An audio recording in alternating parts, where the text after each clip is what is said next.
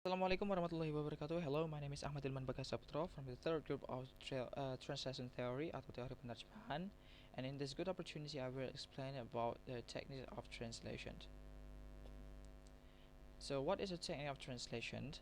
Technique of translation is a method that used to translate source language to target language to help the translator find the right meaning. Jadi, teknik penerjemahan ini merupakan suatu metode yang digunakan untuk menerjemahkan bahasa sumber ke dalam bahasa target dan juga untuk membantu si penerjemah mencari arti kata yang tepat. Technique of translation is an efficient or simple way to classify and analyze how the process or equivalent finding. Ini merupakan definisi lain, yaitu teknik penerjemahan merupakan suatu cara yang efisien atau simple dengan cara mengklasifikasikan dan menganalisis bagaimana proses penemuan padanan. There are five primary or basic characteristics that explained by Molina and Albert. Jadi ada 5 karakter dasar yang dijelaskan oleh Molina dan Albert. Yang pertama, the translation technique will affect the translation result. Jadi teknik penerjemahan akan berdampak pada hasil penerjemahan. Yang kedua, the translation technique compares the source language with target language. Jadi, teknik penerjemahan itu membandingkan antara bahasa sumber dengan bahasa target. The translation technique will affect the part of text such word, phrase, and sentence. Yang ketiga, teknik penerjemahan akan berpengaruh terhadap bagian dari teks seperti kata, frase, dan kalimat. Yang keempat, the translation technique is natural, logical, and contextual, yang mana artinya teknik penerjemahan merupakan pemikiran yang logikal dan kontekstual. Dan yang terakhir, the translation technique are functional, yang mana artinya teknik penerjemahan merupakan suatu yang fungsional. Selanjutnya yaitu ada direct technique. Nah, di sini teknik langsung. Dalam direct technique ada beberapa teknik juga. Yang pertama adalah borrowing technique atau teknik teknik meminjam. Borrowing is a translation technique where the pick or use the word or sentence directly from another language. Inside the translation, there is a naturalization that almost had a similarity with borrowing. Naturalization is transfer and adapt a word by use the source language first, then adapt in target language. Jadi teknik peminjaman ini merupakan teknik yang mengambil huruf ataupun kalimat secara langsung tanpa merubah bentuk ataupun susunan kata atau kalimat tersebut. Jadi masih pure ya, masih suci, bisa murni lah seperti itu. Dan ada juga teknik lain yang hampir mempunyai kesamaan dengan teknik borrowing, yaitu teknik naturalisasi. Perbedaannya yaitu kalau di teknik naturalisasi dia benar mentransfer atau menggunakan huruf tersebut secara langsung, tapi diadaptasi terlebih dahulu dengan bahasa target. Nah, di sini contoh dari borrowing teknik yaitu dalam bahasa Inggris pizza, jika diartikan dalam bahasa Indonesia tetap pizza. Yang kedua yaitu cult technique atau teknik kalke. Cult belongs into the type of loan translation or borrowing, which is a translation technique that translates morpheme, phrase, or words from some language into morpheme, phrase, and or words of another language that equivalent. Jadi teknik kalke ini merupakan teknik yang bertipe meminjam, bertipe peminjam, yang mana dia menerjemahkan morfem, phrase, dan kata dari sebuah bahasa ke dalam morfem, phrase, dan juga kata dari bahasa lain yang mempunyai padanan. Jadi sama-sama menerjemahkan morfem, phrase, dan juga word. Sebagai contohnya kita lihat he was the new teacher, yang diartikan menjadi dia adalah guru baru. Nah, di sini karena kita mengartikan morfem, phrase, dan word yang sama, bentuk morfem, phrase, dan word yang sama, tapi dalam bahasa target, di sini dalam bahasa Indonesia kita berarti menggunakan aturan yang ada di bahasa Indonesia. Jadi jika diartikan he was the new teacher, akan diartikan dia adalah guru baru, bukan dia adalah baru guru, karena tidak sesuai dengan susunan kalimat bahasa Indonesia, aturan susunan kalimat bahasa Indonesia. Selanjutnya, the literal technique atau teknik literal. The literal translation technique is trying to translate word or sentence word by word. The technique also based on the function and meanings level of the sentences. Jadi, teknik literal ini merupakan teknik yang menerjemahkan suatu menerjemahkan suatu huruf ataupun kalimat kata per kata atau kata demi kata, dan juga memperhatikan level dari arti atau kata tersebut dalam kalimat tersebut. Jadi memperhatikan peran kata dan arti kata tersebut di dalam suatu kalimat yang dia hinggapi. Contohnya I will love you akan diterjemahkan menjadi aku akan mencintaimu. Nah, di sini kita lihat artinya aku, will akan, love mencintai, you kamu. Nah, di sini yang mungkin sedikit itu adalah kata love yang diartikan menjadi mencintai. Nah, di sini kan tadi sudah saya jelaskan ada based on the function and meanings level of the sentences. Jadi memilih kata mencintai lebih pas daripada hanya kata cinta. Selanjutnya yaitu indirect technique, kita masuk ke teknik tidak langsung. Nah, di sini juga ada beberapa teknik. Yang pertama ada transposition technique atau teknik transposisi. Transposition technique is to try to change or shift the some grammatical category. Jadi teknik transposition ini mencoba untuk merubah atau menggeser sebuah kategori gramatikal. Dan ada 4 jenis bentuk dari transposition technique ini. Yang pertama, the mandatory and automatic shifting of form caused by the system and language rules. Jadi yang pertama ada pergeseran wajib dan otomatis dikarenakan oleh sistem dan aturan bahasa. Dan di sini ada pembagian lagi. Yang pertama yaitu plural pronouns in English become single or singular pronouns in Indonesia. Jadi pronoun plural dalam bahasa Inggris akan menjadi pronoun yang singular dalam bahasa Indonesia. Kita lihat contohnya, a pair of glasses menjadi sepasang kacamata. Nah, di sini pronoun pluralnya ada di glasses, ya. Nah, sehingga harus dijadikan sebagai singular. Nah, di sini artinya glasses adalah kacamata.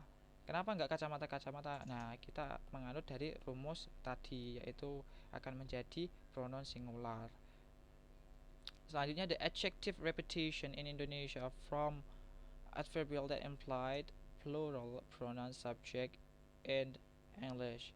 Jadi kata sifat pengulangan kata sifat dalam bahasa Indonesia dari kata kerja dari kata kerja yang diaplikasikan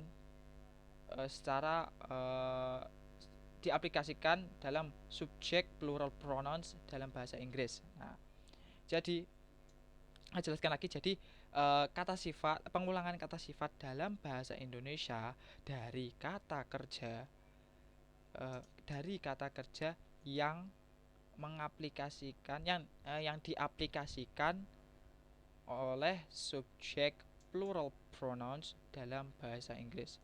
Nah, kita lihat di contohnya, the house in Jakarta are built beautifully. Nah, jika diartikan rumah di Jakarta bagus-bagus. Nah, di sini pengulangan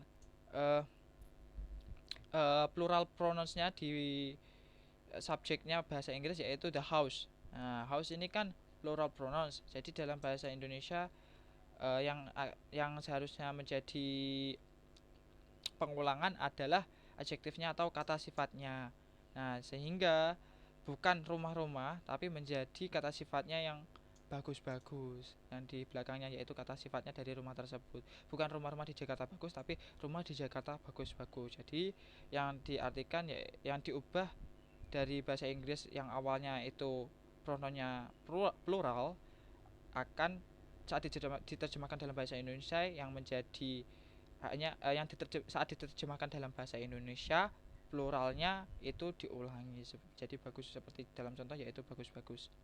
Selanjutnya, adjective plus noun become noun plus adjective. Jadi bentuk kata sifat plus noun atau kata benda akan menjadi kata benda plus kata sifat. Contohnya, beautiful woman menjadi wanita yang cantik. Nah, di sini beautiful dan woman merupakan adjective plus noun. Beautiful adjective, woman is a noun, akan menjadi wanita yang cantik, dan wanita merupakan noun dan cantik merupakan adjective.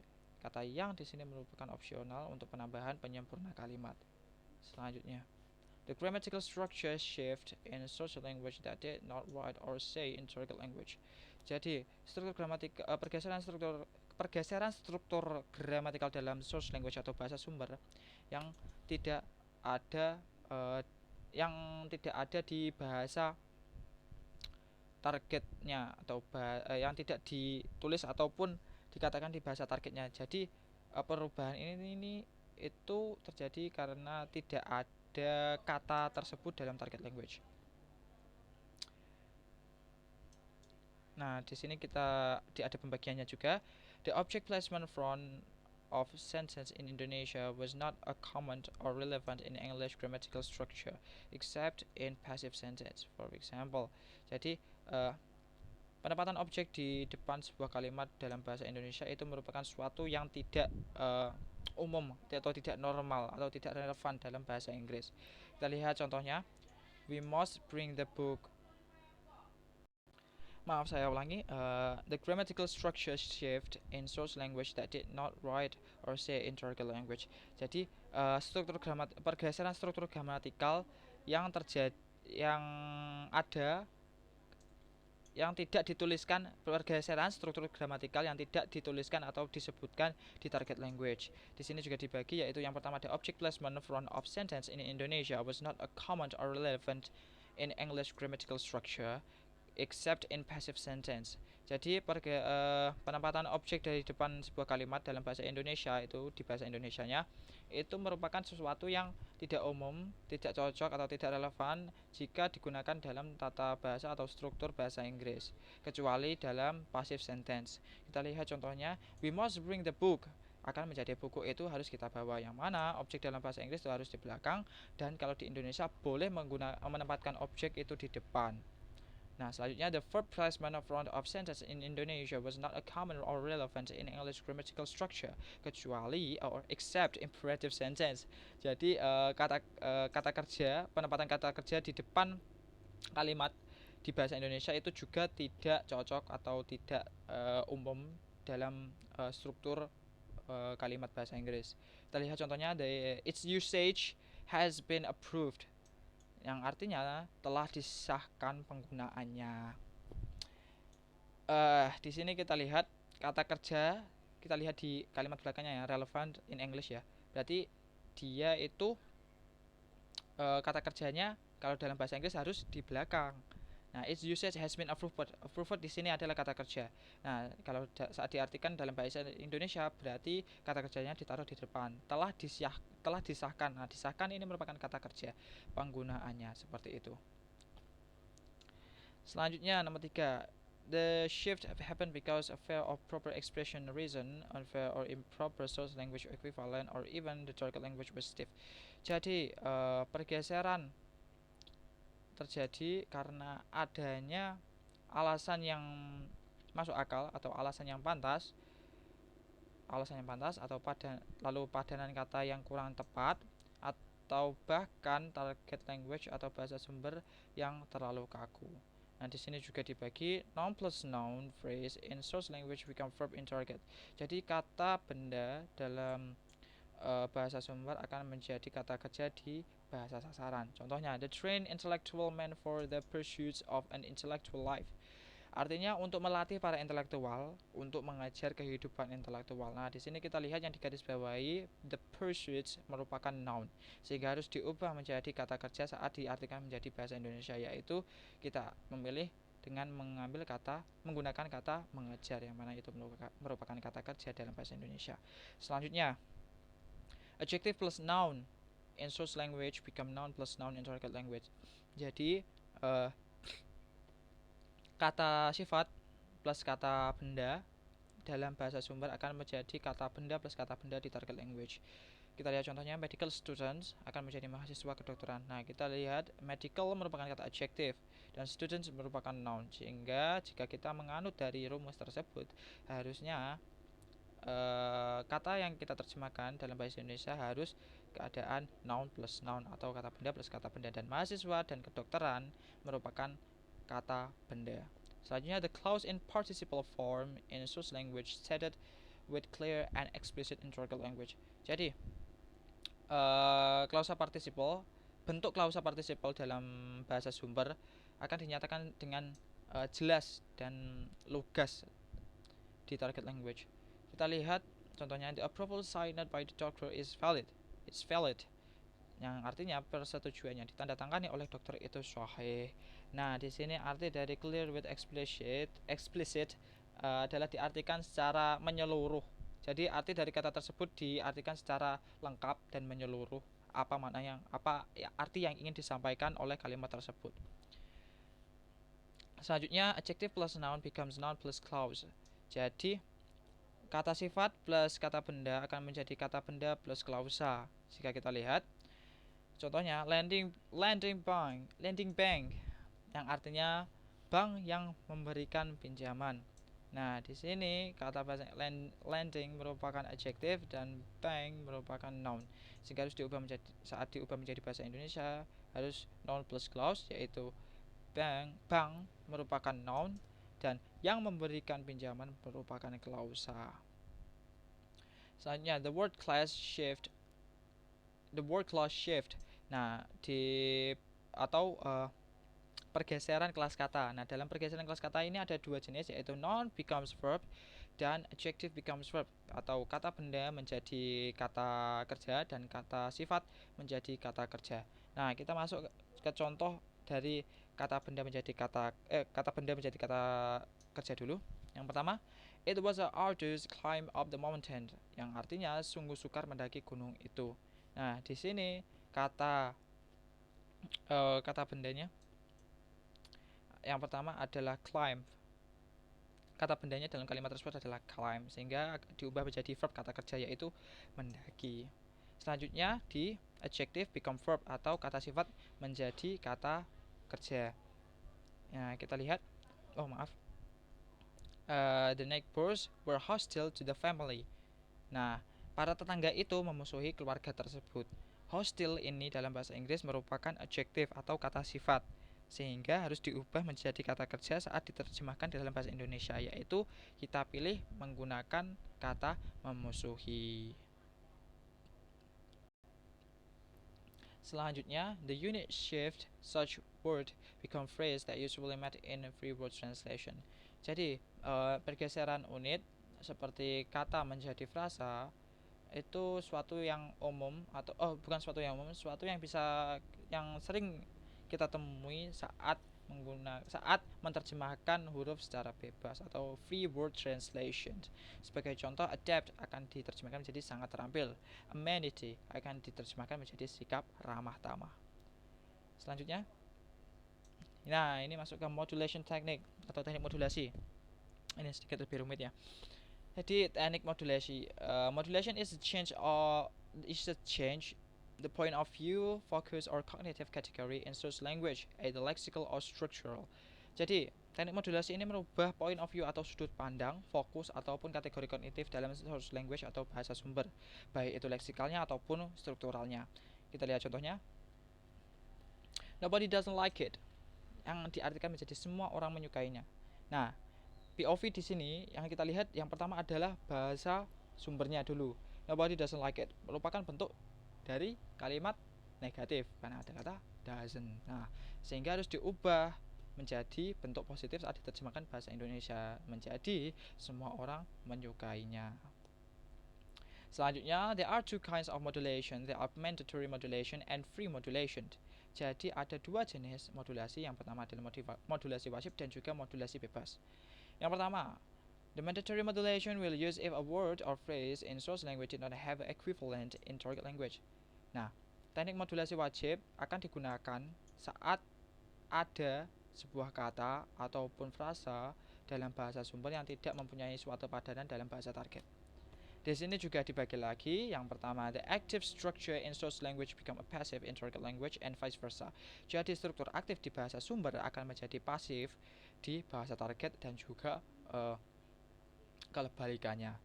Nah, di sini juga dibagi lagi infinitive of purpose in English. Jadi tujuan infinitif dalam bahasa Inggris contohnya the problem is hard to solve, yang diartikan menjadi masalah itu sukar untuk dipecahkan.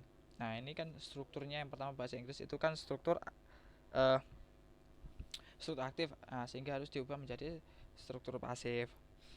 Nah, selanjutnya the zero passive construction in Indonesia becomes active construction in English. Nah, bentuk konstruksi pasif null dalam bahasa Indonesia akan menjadi konstruksi aktif dalam bahasa Inggris. Nah, kita lihat ini yang pertama contohnya yaitu menggunakan bahasa Indonesia sebagai source language-nya. Laporan itu akan saya sampaikan besok pagi. Nah, jika diartikan menjadi bahasa Inggris, itu akan menjadi I will submit the report tomorrow morning. Nah, kita lihat susunan bahasa Indonesianya dulu.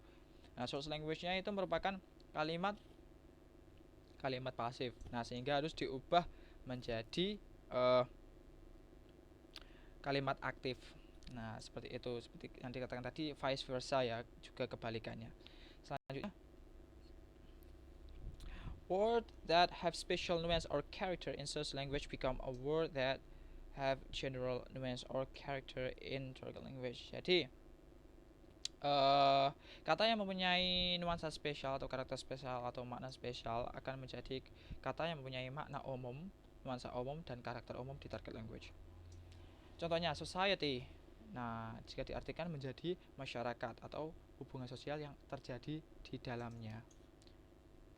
Selanjutnya nomor 2, the free modulation will use if there is a non-linguistic reason such to make the meaning clear enough, make a meaning connection in target language, looking for equivalent that look natural in target language, and etc. Jadi modulasi bebas ini akan digunakan jika ada alasan non-linguistik seperti membuat padanan kata atau arti yang membuat sebuah arti cukup jelas dan membuat koneksi antara arti dalam target language atau bahasa sasarannya dan mencari padanan kata yang terlihat atau nampak natural. Nah, di sini dibagi what was implied in source language will stated with expressed in target language. Nah, ini sedikit teman-teman. Jadi apa yang tersirat dalam source language akan dinyatakan secara tersurat di target language. Nah, kita lihat contohnya. Environmental degradation akan menjadi penurunan mutu lingkungan. Kok artinya 2? Environmental kok artinya 2? Nah, di sini maksud dari disampaikan secara tersurat itu secara jelas. Seperti itu ya. Jadi environmental itu merupakan suatu kondisi alam di sekitar. Nah, jadi kita menggunakan padanan kata yang terlihat natural menjadi penurunan mutu lingkungan. Kita memilih kata mutu lingkungan seperti itu. Selanjutnya,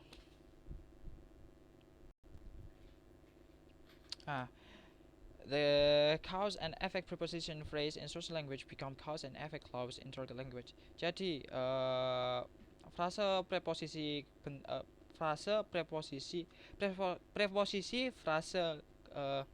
sebab akibat akan menjadi klausa sebab akibat di target language-nya.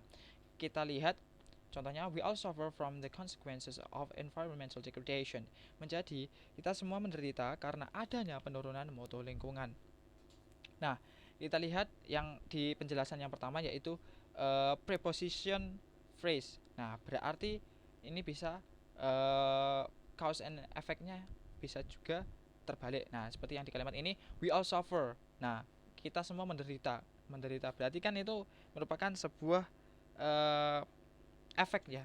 Nah, seharusnya efek kan dia di belakang, jadi dia menjadi preposition phrase, efeknya di depan, sehingga efeknya di depan dan kausnya ada di belakang, sehingga saat kita menerjemahkan ke bahasa Indonesia itu merupakan kita menganut artinya itu tetap boleh efeknya tetap di depan, tapi semua itu akan menjadi klausa. Arti dalam bahasa Indonesia ini merupakan sebuah klausa, yang mana dalam source language-nya awalnya phrase menjadi klausa saat diterjemahkan ke dalam bahasa Indonesia.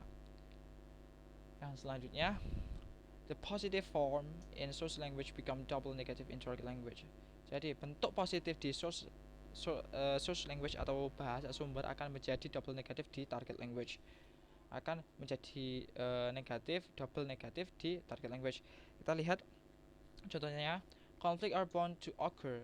Konflik militer tak urung terjadi juga. Nah, di sini kita lihat bentuk kalimat yang pertama adalah positif ya. Bentuk kalimat dalam bahasa Inggrisnya itu merupakan positif sehingga akan diubah menjadi double negatif di target language-nya. Konflik militer tak urung terjadi juga. Nah, tak urung ini merupakan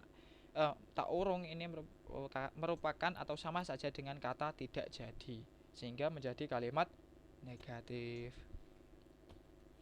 Selanjutnya, if translator use more than one translation technique, ini tambahan ya. If translator use more than one translation technique all at once time, it is called like couplets for two translation techniques, triplets for three translation techniques, and quadruplets to four translation techniques. Jadi jika seorang penerjemah menggunakan lebih dari satu teknik penerjemahan di dalam suatu teks ataupun project ataupun kalimat, itu akan disebut couplets untuk 2 penggunaan teknik translasi, triplets untuk 3 teknik translasi, dan quadruplets untuk 4 teknik translasi. Yang pertama, contoh saat menggunakan hanya satu teknik translasi, yaitu she bought a burger yesterday. Dia membeli burger kemarin. Nah, di sini sudah nampak, pasti tahu. Nah, dia pasti kalimat ini menggunakan teknik pure borrowing atau teknik peminjaman murni yang diambil yaitu kata burger tanpa adanya perubahan. Selanjutnya, couplets are used to different. Maksud saya couplets menggunakan 2 teknik translasi. Yang pertama adalah tooth and nail yang diartikan menjadi mati-matian. Nah, ya, teknik pertama yang digunakan adalah transposition technique, yaitu menerjemahkan frasa tooth and nail yang mana merupakan awalnya adalah noun akan diubah menjadi frase. Nah, yang kedua adalah teknik modulasi yang mengubah arti, sudut pandang ataupun aspek kognitif yang ada di source language-nya, atau baik itu leksikal atau strukturalnya. Nah, di sini POV-nya yang kita lihat di awal pertama ya adalah tooth and nail yang artinya adalah gigi dan kuku. Nah, sehingga diubah menjadi mati-matian sebagai hasil dari modulasinya. Selanjutnya, triplets atau 3 teknik. Ya, kita lihat saja langsung artinya. We were far too old to settle an argument with a fist fight. Karena kita sudah terlalu besar untuk menyelesaikan perselisihan melalui tinju. Nah, bisa kita lihat teknik pertama yang digunakan adalah addition karena dia menambahkan kata karena saat menerjemahkan ke dalam bahasa target walaupun di dalam bahasa sumbernya itu tidak ada. Dan yang kedua, dia menggunakan teknik modulasi yang mengubah arti dari too old yang mana dalam bahasa Indonesia seharusnya terlalu tua diubah menjadi terlalu besar. Lalu ada juga settle an argument yang mana artinya adalah berselisih silang pendapat atau berselisih pendapat akan menjadi perselisihan secara simpel. Yang ketiga yaitu the reduction technique atau teknik yang ketiga adalah reduction technique atau teknik penghilangan atau pengurangan yang mana menghilangkan kata en dan walaupun dalam bahasa Indonesia itu bisa memiliki arti yaitu sebuah. Selanjutnya yang keempat yaitu quadruplets atau penggunaan 4 teknik dalam satu teks atau satu project. Kita lihat saja langsung contohnya. Mrs. Smith called a bakery shop for an order of pizza. Artinya Bu Smith menelpon toko kue untuk memesan seporsi pizza. Nah, teknik yang pertama digunakan adalah teknik reduction karena menghilangkan kata yaitu sebelum bakery itu ya. Selanjutnya menggunakan teknik transposition atau teknik transposisi yang mana di awalnya for an order yang diartikan dalam bahasa Indonesia itu untuk sebuah pesanan diubah menjadi untuk memesan. Nah, teknik yang ketiga yaitu menggunakan addition teknik yang menambahkan kata seporsi sebelum pizza. Lalu yang keempat adalah menggunakan teknik pure borrowing yang mana menggunakan kata pizza tanpa pengubahan sama sekali dari bahasa sumbernya. I think that's all my presentation. I'm sorry if there is you can't understand what I'm explaining, I'm so sorry, and thank you for the attention. I will give the next presentation to my friend, and thank you. Wassalamualaikum warahmatullahi wabarakatuh. Sorry for the mistakes.